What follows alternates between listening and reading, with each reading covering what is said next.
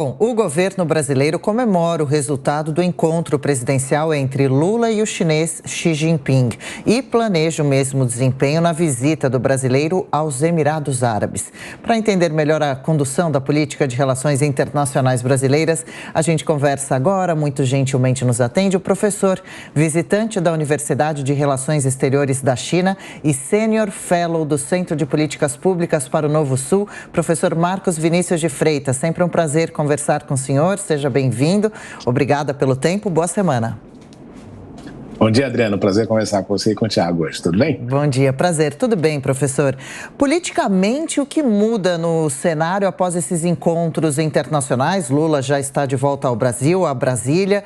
Por exemplo, professor, os Estados Unidos podem ter se desagradado com a visita brasileira a Xi Jinping, à China?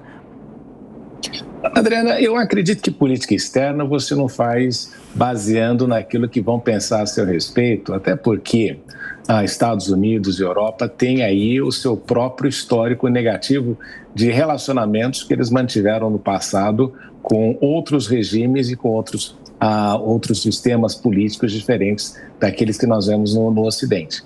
E veja só, até a própria relação da China com os Estados Unidos é considerada a mais fundamental que você tem no cenário internacional e, obviamente, que a gente observa que tem acontecido aí um distanciamento entre os dois países, mas não há dúvida de que, para Washington, a prioridade nas relações internacionais sempre vai ser a China, que eles consideram o relacionamento mais importante de todos nesse momento. Então, nós fazemos política externa querendo achar aquilo que vão pensar a nosso respeito, está equivocado, até porque eu gosto sempre de relembrar uma frase do primeiro-ministro britânico, Lord Palmerston, que dizia que em política externa você não tem nem amigos perenes, nem inimigos perenes, o que são perenes são os interesses. É nesse sentido que você precisa ter muito claro qual é o objetivo do Brasil no longo prazo. E, em segundo lugar, é claro que o presidente Lula vem dentro, até uma repetição daquilo que o governo Biden tinha feito inicialmente, a América está de volta, e agora você vê o Brasil voltou, né, essa repetição dessa mesma ideia de dizer que o Brasil estava afastado, mas a realidade é que o Brasil não esteve afastado do cenário internacional nos últimos anos, porque o Brasil é um país importante, embora se comporte muitas vezes como um anão diplomático, como foi dito, inclusive, por um porta-voz do Ministério de Relações Exteriores de Israel alguns anos atrás, mas é um país importante no cenário internacional, tem a sua relevância, e o presidente do Brasil, ele é bem recebido porque ele é presidente do Brasil. E o Brasil é um parceiro importante para a China, é um parceiro importante para uma série de países. Então, e globalmente falando, deveria assumir essa posição também. Então, o presidente Lula vem nessa atuada de retomar algumas das coisas que o governo anterior tinha colocado de lado e tentar, e isso é verdade, resolver algumas das arestas que foram deixadas no passado pelo governo anterior e que ele está fazendo aí muito inteligentemente, a de se conhecer na questão da estratégia de comunicação internacional do país. Professor, a pergunta de Luiz Felipe Dávila. Professor Marcos Vinícius, muito bom dia. Bom, esses primeiros 100 dias do governo Lula foi um verdadeiro desastre na diplomacia brasileira. Primeiro, assim, um governo que recusou assinar um documento da ONU contra o ditador da Nicarágua que vem cometendo abusos em direitos humanos. Recusou assinar um outro documento das potências democráticas criticando a invasão da Ucrânia, que o presidente continua reiterando essa bobagem que ele fala, que como se a Ucrânia fosse culpada pela invasão da Rússia ao seu território e manda um plano de paz dizendo que é preciso ceder parte do seu território como um gesto de boa vontade para se negociar uma paz. E ainda vem essa questão da moeda, usar o yuan, quando é outra coisa incompatível porque os nossos exportadores compram os seus insumos em dólares. Ou seja, como é que o senhor vê essa diplomacia do Brasil nesses primeiros 100 dias, que ao invés de focar naquilo que nós podemos fazer a diferença no mundo, que é a questão ambiental, vem sendo colocada de lado. E o Brasil vem dando mostras de uma imaturidade política que não condiz com a tradição extraordinária do Itamaraty, como o senhor bem colocou, que está sempre focado nos interesses de Estado, nos interesses permanentes, e não palco para proselitismo político. Veja, Luiz Felipe, algumas coisas eu vou concordar e outras eu vou discordar, não é? Claro que o relacionamento com a questão da Nicarágua é uma coisa que não faz sentido na questão do apoio ali, aquilo que nós observamos na realidade do país e também com toda a história que a gente tem acumulado ali ao longo do tempo. Mas o fato é de que o governo anterior também tinha os seus problemas de política externa, inclusive é só você observar que houve um distanciamento e até houve uma tentativa de aproximação com os Estados Unidos e que resultou efetivamente em ganhos mínimos, né? Até hoje eu não consigo ver qual foi a grande distinção, a grande diferença que houve na questão do presidente, da aproximação do presidente Bolsonaro com o presidente Trump na ocasião. Eu não vejo ali grandes reflexos econômicos sobre a situação brasileira, internacionalmente falando, e mesmo do ponto de vista econômico. Agora, na questão do BRICS, né, e obviamente que o Yuan, né, e eu vejo isso até muita gente falando aí algumas coisas que não estão entendendo direito. O que a China fez é que ela está construindo uma alternativa ao dólar nas transações internacionais. Você tem o dólar, que é utilizado para transações internacionais. Os Estados Unidos têm 18% da economia mundial, mas as transações em dólares correspondem a 40%. Você tem o euro. E o que a China tem feito nos últimos anos é colocar o yuan como uma terceira opção para as transações internacionais. E o tem feito de uma maneira muito inteligente, porque eles se transformaram, nos últimos 20 anos, no parceiro comercial principal de mais de 140 países e territórios.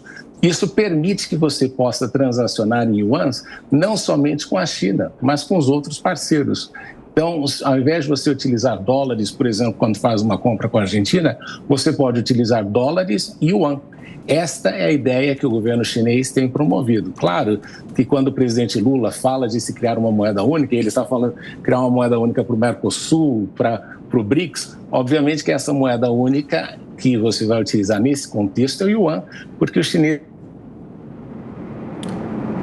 Professor Marcos Vinícius de Freitas, a gente está conversando, falando sobre a viagem de Lula e também todo o cenário internacional. Agora sim, professor, pode complementar, por gentileza.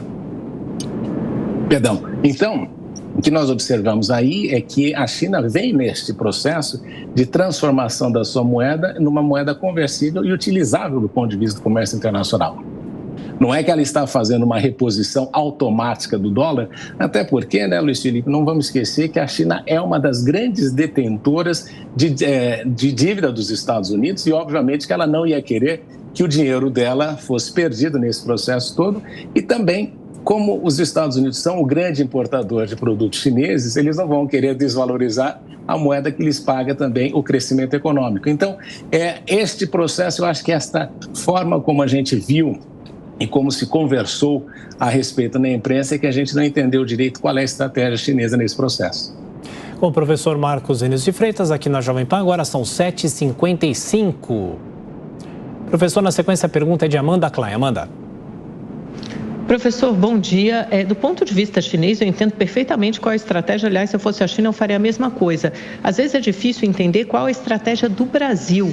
A visita de Lula é completamente legítima nesse contexto de relançamento das relações bilaterais Brasil-China, depois de toda a alienação que foi feita durante o governo Bolsonaro, mas talvez algumas declarações do presidente tenham se excedido e tenham sido provocadoras, deliberadamente como provocadoras aos Estados Unidos, e não entendemos bem o porquê disso. Quero saber se o senhor acha que isso pode interferir, pode criar alguma rusga nas relações com os Estados Unidos, não a longo prazo, obviamente, mas alguma coisa pontual.